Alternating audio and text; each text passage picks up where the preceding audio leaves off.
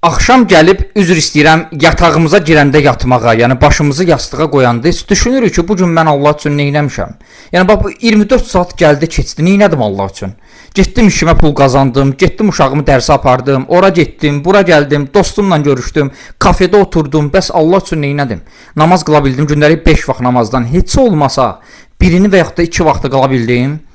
Allah üçün 1 manat olsa belə sədəqə verə bildiyim, hansısa ehtiyaclı bir insana yardım edə bildim, təbii ki Allah üçün. Yəni niyyətim sırf Allahın rızasını qazanmaqdır. Yəni bunu edə bildim, Allah üçün nəsə edə bildim. Bu sualı verir gözümüz özümüzə.